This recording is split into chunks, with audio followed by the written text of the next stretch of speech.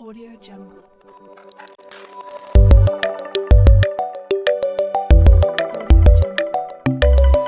La definición de un requerimiento. Digamos que lo esperado para un equipo que desarrolla software es obtener estos detallados y bien estructurados requerimientos del producto que se va a desarrollar del cliente, ¿ok? Lo normal, el proceso normal es que un cliente tenga una necesidad y acuda a un equipo, ya sea desarrolla su propio software, ya sea que otra área de la empresa vaya a tu equipo a hacer saber que hay una necesidad de crear un software, o ya sea que trabajas en una empresa que se dedica a crear software y un cliente nuevo llegue y te diga que necesita un software. Digamos que lo normal es que estos clientes lleguen ya con los requerimientos por delante, ¿no? Pero la verdad es que no siempre pasa así. Los requerimientos no siempre llegan de esa manera y no quiere decir que el cliente esté haciendo algo mal. Simplemente significa que a veces puede, o sea, lo más probable es que para el cliente o para la persona que tiene la necesidad no sabe qué es un requerimiento, ¿ok? Y aquí en este slide tengo dos definiciones bastante sencillas de asimilar sobre qué es un requerimiento. La primera dice que un requerimiento es una descripción de características y funcionalidades que debe tener el sistema que vamos a desarrollar, ¿ok? Simplemente una lista de características y funcionalidades con las que nuestro sistema debe cumplir una vez que ya esté terminado. Y la otra definición dice que un requerimiento de producto es un set de statements que describen el producto o la realización de features de nuestro sistema, ¿ok? Que prácticamente pues los dos son la misma cosa, nada más que dicho con diferentes palabras. Con mis propias palabras, pues un requerimiento es una lista de necesidades que se deben de cumplir para nuestro cliente o para nuestro usuario, ¿ok? ¿Alguien tiene alguna duda sobre la definición? ¿O alguien tiene una definición distinta? Por ahí, Luis, si nos puedes ayudar con alguna otra definición. No, sí, me parece bien. Okay. Tengo la misma. Muy bien. Entonces, lo siguiente de lo que les quiero hablar es sobre la ingeniería de requerimientos. Hoy en día ya no es muy común usar este término, pero lo que se hacía o lo que es la ingeniería de requerimientos es pues básicamente el proceso en lo que nosotros colectamos requerimientos de software del cliente. Además de eso, también se analiza y se documentan estos requerimientos. Este proceso se le conoce como ingeniería de requerimientos. Y el único objetivo que tiene la ingeniería de requerimientos, o digamos el proceso de ingeniería de requerimientos, es desarrollar y mantener un documento que es, digamos, sofisticado y muy descriptivo, que se llama System Requirements Specifications, ¿ok? En este documento, pues, vienen todos los requerimientos ya en un lenguaje neutral, que en teoría todo el mundo debería entender, que los desarrolladores van a tomar para escribir el código y los testers vamos a tomar para escribir nuestras pruebas, ¿ok? El proceso consta de 4 pasos.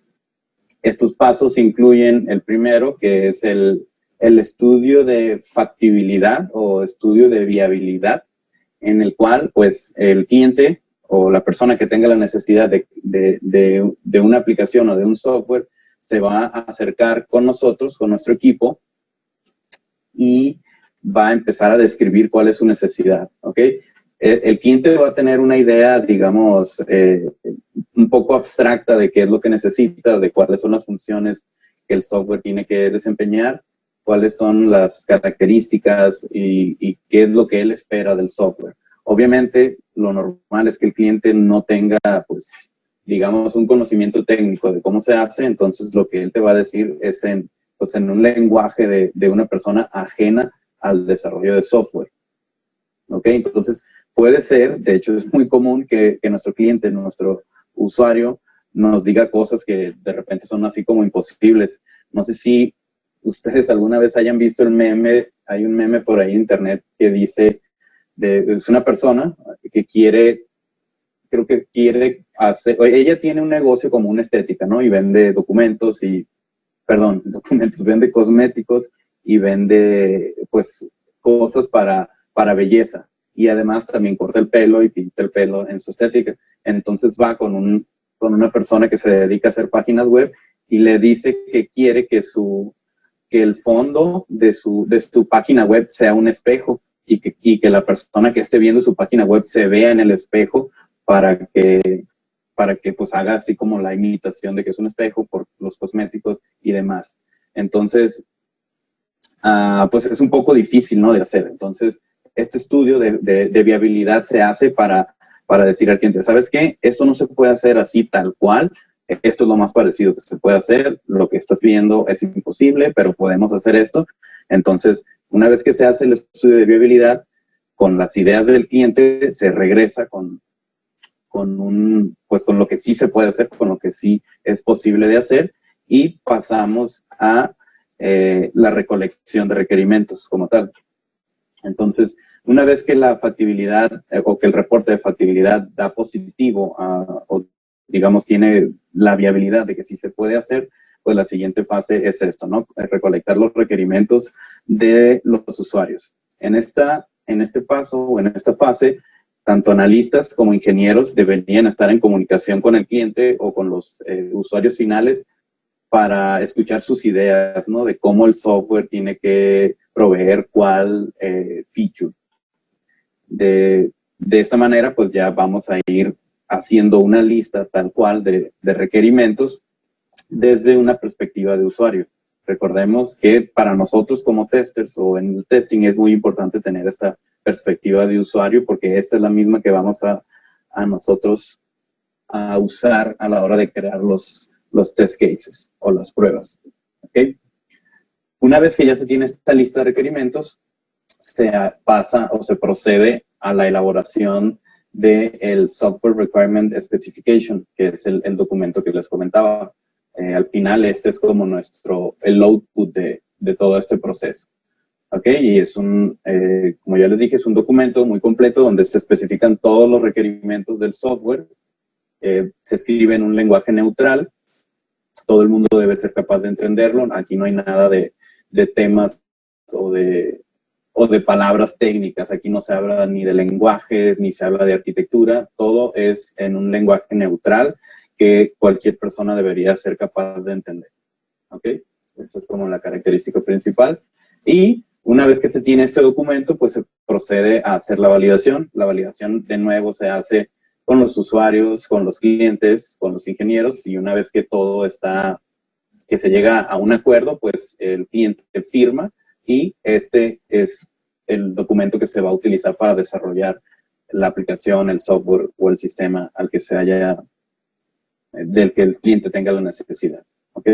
En teoría, con este proceso no debería haber cambios después, pero el tiempo nos ha enseñado que es imposible no tener cambios. Entonces, este proceso ha ido evolucionando, digamos, de cierta manera a que sí se puedan realizar cambios, aun cuando el cliente ya haya firmado por un set de requerimientos.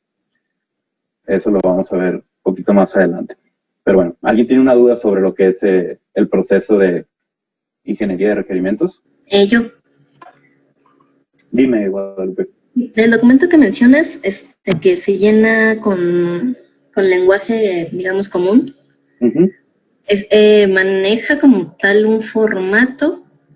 Me refiero a que viene siendo ya especificación de casos de uso o todavía no llegamos como a tanto detalle. No, aquí no hay especificaciones de casos de uso. Bueno, sí. Nada más indica como el sistema debe de cumplir con tal cosa.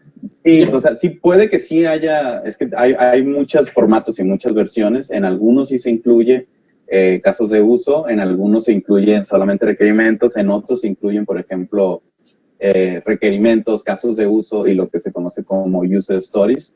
Entonces, pues hay como diferentes versiones. Pero, o sea, ahí sí ya depende, digamos, como de la empresa.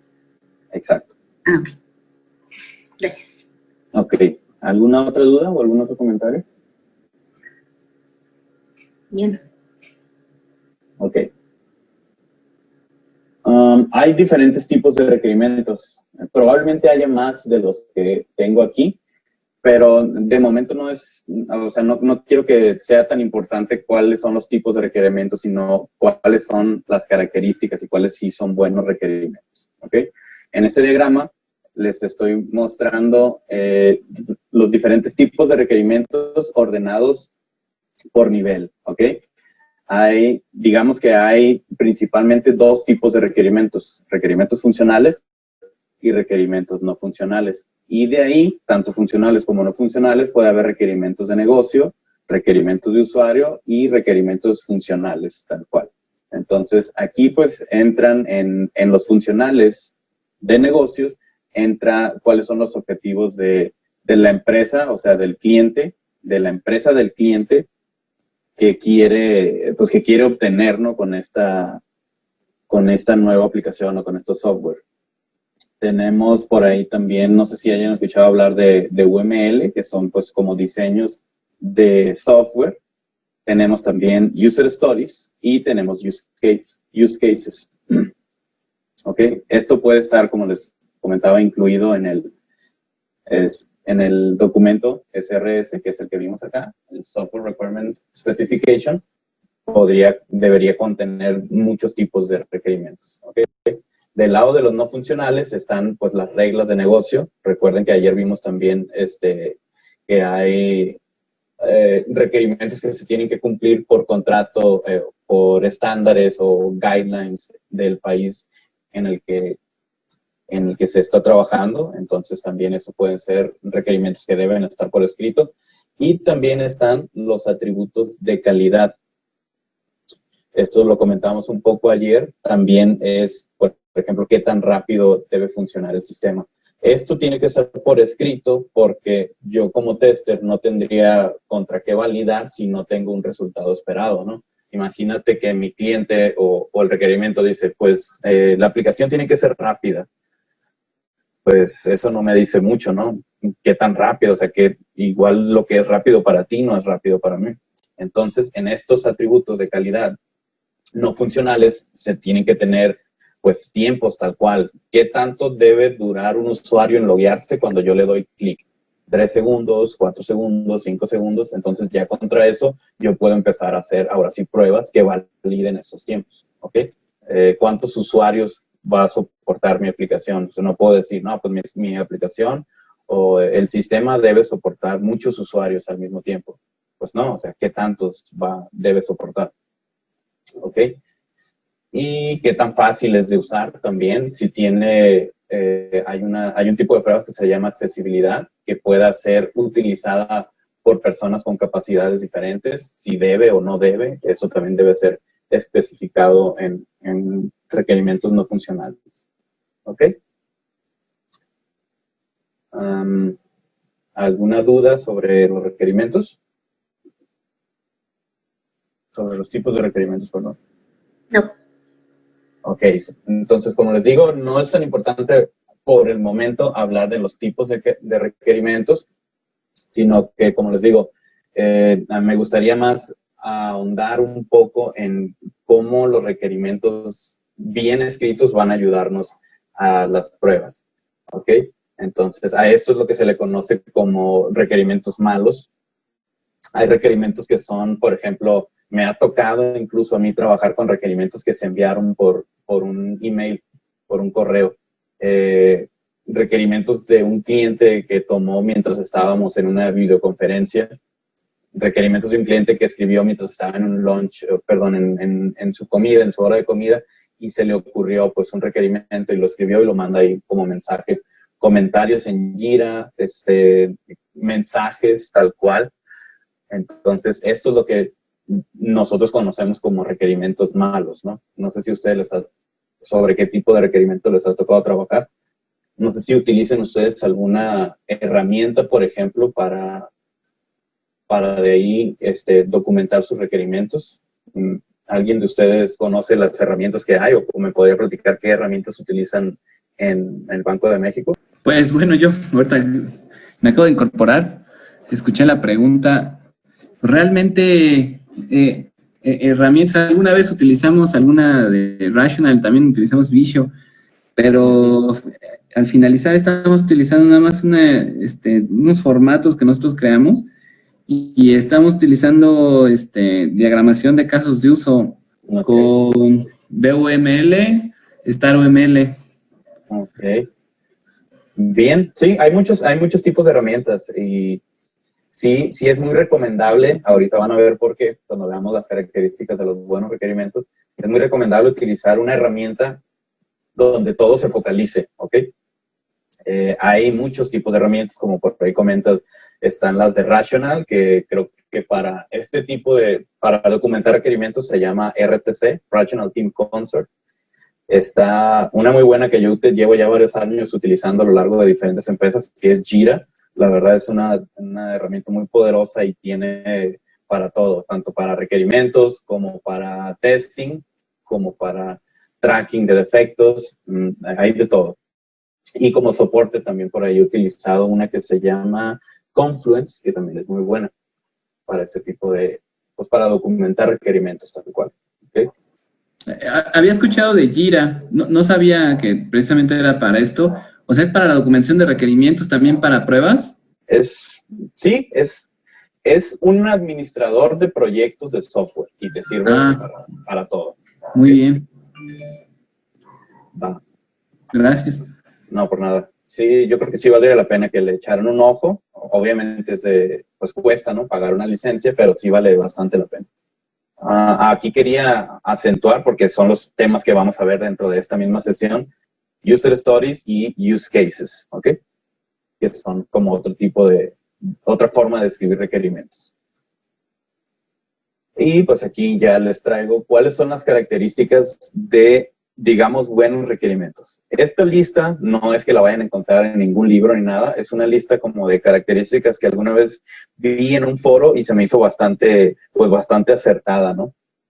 Si se fijan acá de este lado tenemos como el nombre de la característica y acá una descripción, ¿ok? Se los platico así rápidamente.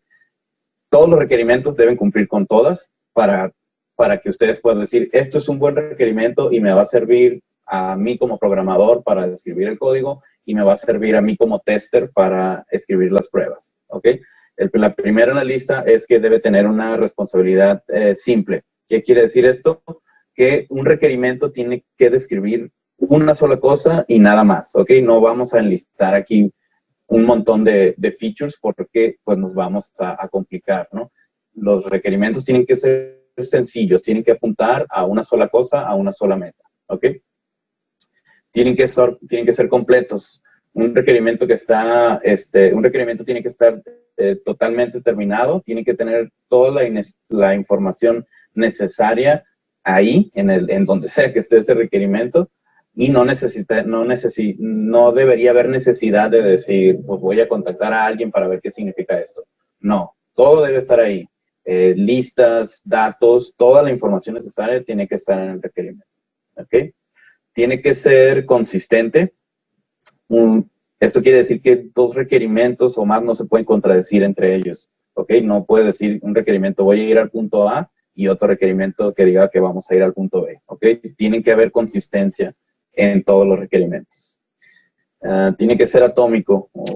Esto tiene que ver con que los requerimientos tienen que tener la característica de que se puedan dividir en pequeños requerimientos y que no se pierda el foco o no se pierda el objetivo. ¿Okay? Tiene que ser rastreable. A esto me refería con las herramientas. Un requerimiento tiene que estar alineado a una necesidad de negocio, tiene que estar fijado a un stakeholder y tiene que estar documentado. ¿Ok? Yo tengo que tener un lugar donde sepa a dónde ir para ver el requerimiento y en ese requerimiento pues van a estar quiénes son los involucrados, quién está trabajando y todo esto. ¿Para qué se hace esto? Para que también a la hora de escribir pruebas pues yo pueda rastrear qué prueba es de qué requerimiento y si encuentro un bug, ese bug tiene que pertenecer a una prueba, tiene que ser de un requerimiento y todo tiene que estar, digamos, entrelazado para que pueda ser rastreado de manera fácil. El tener también una rastreabilidad nos va a ayudar a ir midiendo qué tanto hemos avanzado cuántos requerimientos se han completado para cubrir qué necesidad. ¿Ok? Un buen requerimiento también tiene que ser relevante. ¿Qué quiere decir esto? Que un requerimiento no debe quedar obsoleto con el paso del tiempo. O sea, si me sirve, si necesito un requerimiento hoy, no puede haber algo que en 2 meses me haga que este requerimiento ya no sirva de nada, ¿ok? Porque eso va a causar pérdida de tiempo, ¿ok? Y como también ya lo comentamos, hay todo un paso en la ingeniería de requerimientos para determinar si es viable llevar a cabo o construir ese requerimiento, ¿ok? Y pues tiene que estar alineado a un proyecto dado, ¿ok? No puede haber ahí como requerimientos que no se encuentren o no sean parte de un proyecto, ¿ok?